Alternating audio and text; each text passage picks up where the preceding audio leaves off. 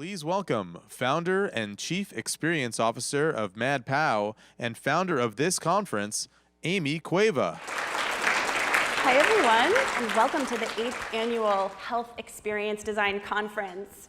This conference gathers people united by a shared purpose to humanize the health system and improve health outcomes through design, psychology, technology, and innovation. And we started the conference 8 years ago, independently, and over the years we've partnered with organizations, Health 2.0 for example, and this year we're back independent and we're more energized than ever to convene a community of people who are passionate about purpose-driven and human-centered design in health.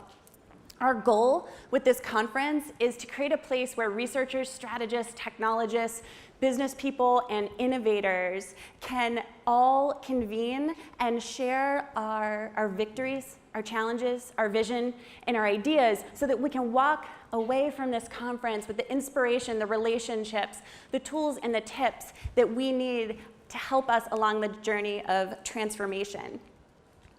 So where have we been? Well, this conference is a little bit different. This conference was designed by designers, and we like to push the envelope and get people outside of their comfort zones.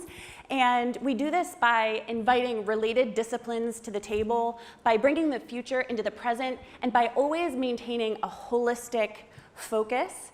And past conferences, if you've been here, you've seen Regina Holiday, who's a renowned speaker, and she helped us feel at our depths the change that needs to happen in health. And Governor Charlie Baker, Governor of Massachusetts, joined us 2 years ago, and he shared with us how the health innovation community can begin to address the opioid crisis. At this conference, we've explored how essential social determinants of health and mental health are to our overall health and well-being.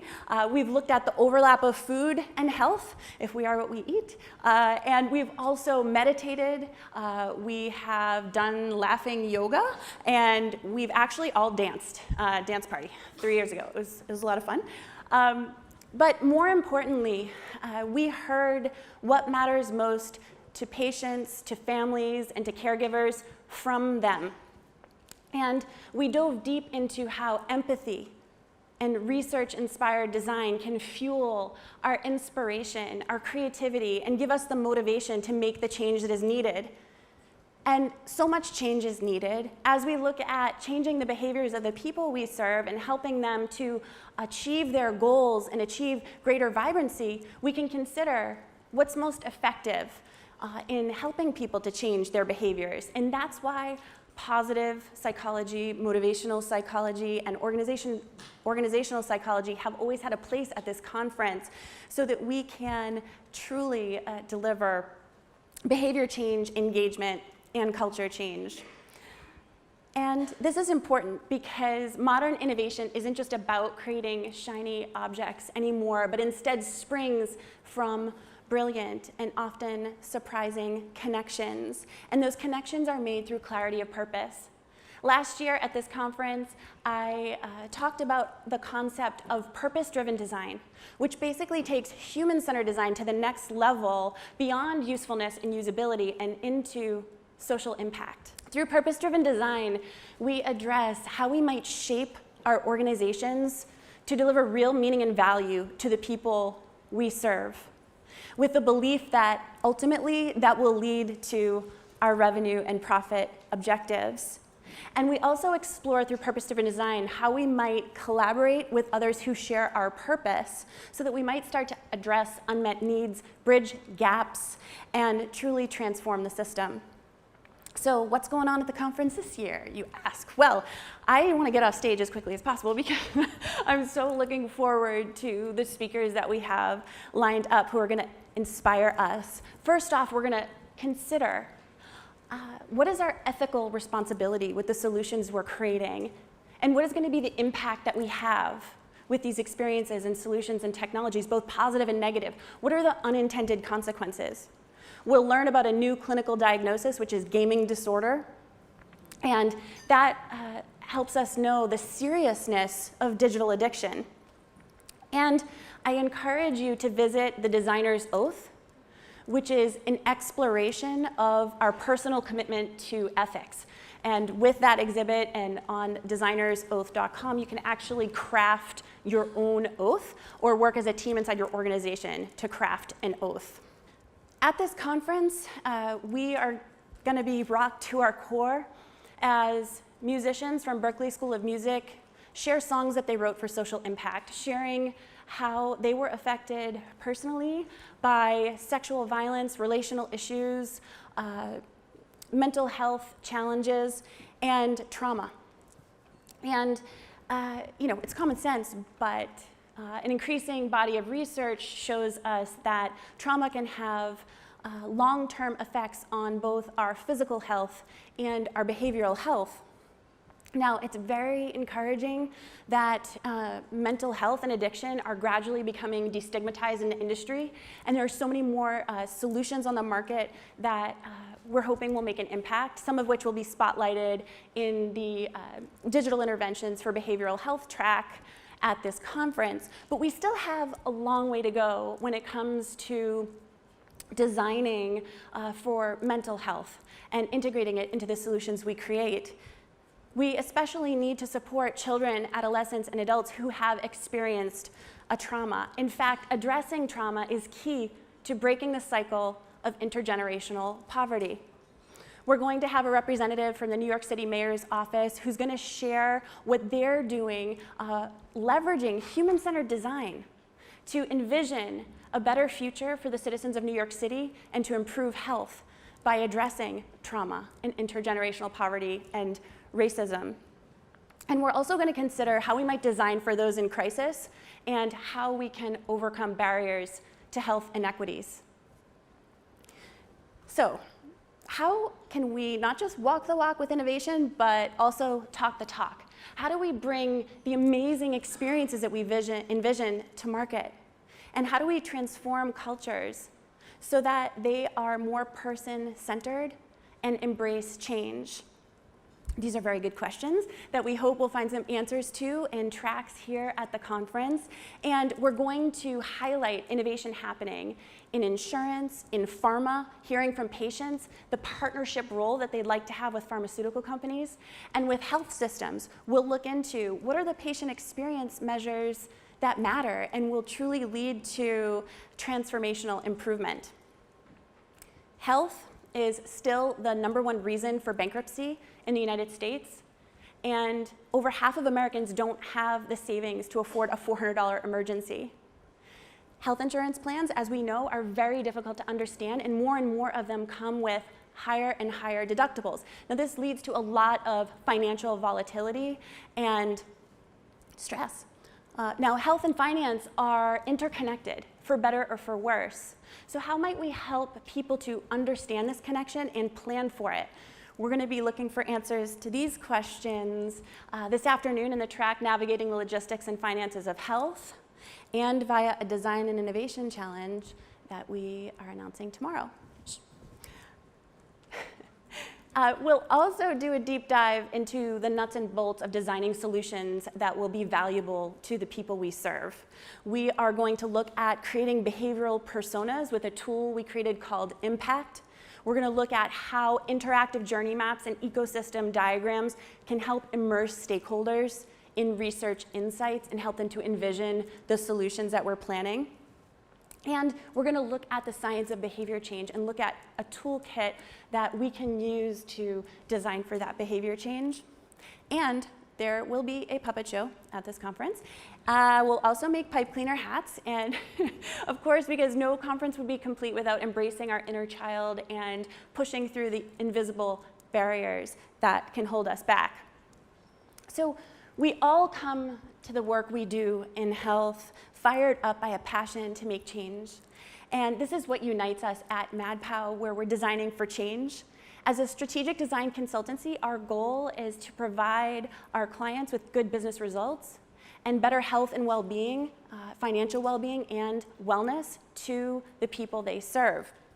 And we do this through experience innovation, behavior change design, and digital solutions. We've built a new methodology at MadPow that blends scientific method with creative process. And this is really important in health as we're working with scientists and clinicians. And we're not just looking to design shiny objects, we're looking to actually make a measurable impact. So essentially, we've evolved design thinking in a positive direction, focusing on purpose-driven, outcomes-focused, and evidence-based design. And this approach is yielding good results.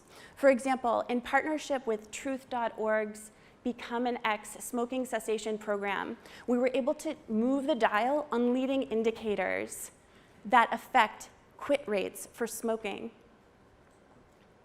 And personal health assessments can be a sterile and arduous chore that sort of nobody wants to do. But we had the opportunity with New Ocean Health Solutions to design a health assessment that actually provided value to everybody involved, the person filling it out and the organizations looking to support them. And with Cincinnati Children's Hospital, we were able to work with stakeholders to build empathy for patients and families so that they could align business objectives with patient and family needs and prioritize systemic investment on the initiatives that will provide the most value and impact. So, what does the future hold? Well, we've come so far. Design, empathy, and collaboration are now discussed in health when you go to other health conferences where used to not exist. And so we've come a long way, and even, I would argue, farther than other industries with regard to really driving toward social impact and really embracing that empathy. So where will we go in the future? Well, I think we'll continue to explore how do we weave interaction with AI, with interaction with humans, so that the human connection isn't lost, but instead made more timely, more relevant, more personal, and more valuable. Obviously, of course, considering the ethics involved there. And I think we will be hearing more about transition design and systems design as we try to untangle and solve the wicked problems that face us in health. And I think this is going to involve deliberately convening interdisciplinary stakeholders from business, economics, design, psychology, and myriad disciplines to come together and figure out how do we reinvent the systems that serve us. I want to know what you think of this conference, because we always want to make it better. I want to know what you want to see next year. And you are invited to join this community, a community of influence. The HXD conference community has inspired and informed so many people over the past 8 years, but we wanted to create a place where it happens year-round, and a place where people could connect to share insights, network, learn, and build relationships. And so we created the Center for Health Experience Design. Now, in the center, we've completed several multi-stakeholder collaborations, and we have also tried out different engagement models for membership. And through research and iteration, we've narrowed in on a membership offering that provides a great deal of value. And in fact, membership is opening today, and there's a place for everyone, from individuals to corporations. Catherine will be going into the benefits of center membership later on this afternoon, and I encourage you to please stop by the booth and learn more about it and get involved. And the online community for the center is free, and it's open to everyone. And it is the social platform for this conference. It is where we are going to post presentations, with speaker permission, of course, and it's where you can start conversations about the topics we're discussing here. So please download the Mobilize app or go to centerhxd.com and click on community, and you can get all set up. So at last year's conference, I shared how my mother had been recently diagnosed with a glioblastoma, which is an aggressive form of brain cancer, and how the resulting experiences that my family had with the health system helped me to understand that it's only when you're lost in the system that you become aware of how far we actually need to go to change it. In order to truly understand what people are facing as they navigate this health system, we need to come as close to the lived experience as possible. And of course, we can do this through ethnographic research, and we can get creative with it and do intercepts in a hospital or listen to calls with an insurance company, or even do things like a selfie video journal, which helps us understand and get insights of the journey across time. And we can also bring patients, caregivers, families to the table of innovation to design with them as opposed to for them. Participatory design and co-creation can help us to do just that. And we can immerse stakeholders in the design process, embracing our role as storytellers so that they can hear the voices of the people they serve and see them and understand their challenges and obstacles and start to see the world through their eyes so that they can start to marry business objectives with patient needs. So last year, my mom shared a message with us, a video message, and it was so powerful that I'd like to share it with you again. And so I'd like to introduce you to my source of inspiration, my mom, Claire. When I was in the 4th grade, one day this nun breezed in and she said, I want everybody to break up into groups and to brainstorm. Now I want you to come up with an idea that can change the world. And so we all brainstormed, and the only group that came up with anything was our group. And so Sister said, well, what did you come up with? And we said, well, we would like to give the nuns a party. Well, a beautiful thing happened. The other grades from kindergarten to 8th grade heard about this, and so all the parents got involved thinking it was a wonderful idea. And for 3 or 4 days, parents and kids came up to the convent and brought these wonderful meals, these wonderful desserts. And then I came away with the feeling that I can change the world. I wasn't put on here, on this earth, for myself and what I could do for myself. I was put on this earth for what I could do for others. And that has been like a miracle for me all my life. I think the hardest thing was that I kind of fell through the cracks. By the time that they discovered that I had a brain tumor, it was my chiropractor who discovered it. But I was disappointed to think, and I've heard of other situations where symptoms were not picked up that could have been picked up sooner. Okay, and I don't know how that can change. Maybe healthcare professionals can not minimize patients' symptoms and maybe see the whole person and listen more carefully to them. And there was this one sweet doctor who listened to me. He heard me say to my husband, Paul, if this CAT scan that they do comes back negative, I'm going to go out and we're going to buy ice cream and I'm going to go home and make us a nice big sundae. So when they did the CAT scan and they saw a lesion, it was like, I'm not going home. But this doctor said, what can I get for you? And I said, oh, nothing. And he said, no. He said, you wanted an ice cream. And I said, no, that's okay. He said, no, I'm going to go and I'm going to get you some ice cream. And he got us 2 chocolate-covered Dove bars, my husband and I. And I said to him, you've got your crown waiting for you in heaven. The neurologist saw me as a person who had a heart and a soul. He saw me as a whole person. But that was the best thing he could have done. It was the kindest thing he could have done. I've been a nurse for over 58 years. And so from my perspective, it's always been about compassion. A lot of nurses said to me, a lot of nurses are compassionate. They have it in their heart. But a lot of nurses don't. They just sit at the nurse's station with their big computers, and they're like this, doing all their work that they have to do. But the work of compassion has kind of eluded them. It's something that has to be learned. We think the brain is the most important part of our body, but actually it has very few blood vessels. It's the heart that's the most important. That's what I'm asking people to think about. How do you relate to people? Is it more with your brain or is it with your heart? Because the heart is the seat of wisdom and love. And this is where we're going to get the compassion from. The world goes better with a lot of love. and compassion. And when you think of other people first, happiness is going to sit on your shoulder. It's incredible. When you're thinking of other people, you are happy. And you see what a difference that you make in the world.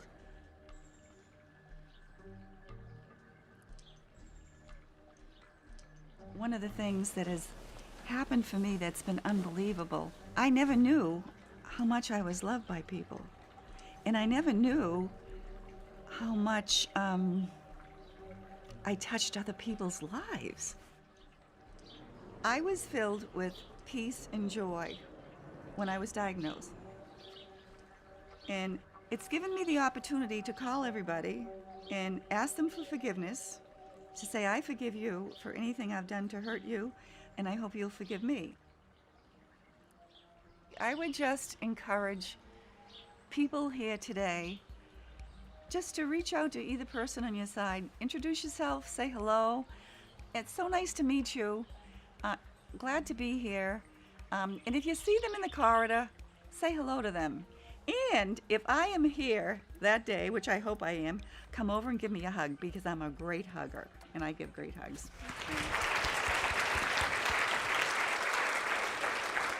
So a little update, my mom's doing really well. Her tumor shrank 80%.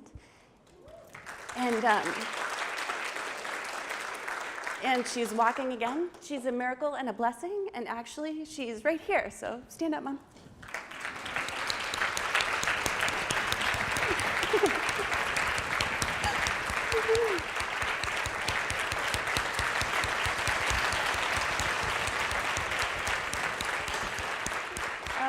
Please do say hello to her and hug her if possible. Last year, everybody's like, is your mom here? Where's your mom? Where's your mom? I'm like, okay, next year. Hopefully she'll be here, and thank God she is. So I do want to echo my mother's words that please use this conference as an opportunity to meet amazing new people, to connect, to build relationships. I do believe that we are the design, the work we share, the relationships we build, the collective ingenuity present in this room all have the opportunity to amplify our efforts so that we can truly change the world. And I encourage us to be bold in pursuit of our purpose. And I hope you enjoy the conference. Thank you so much for coming.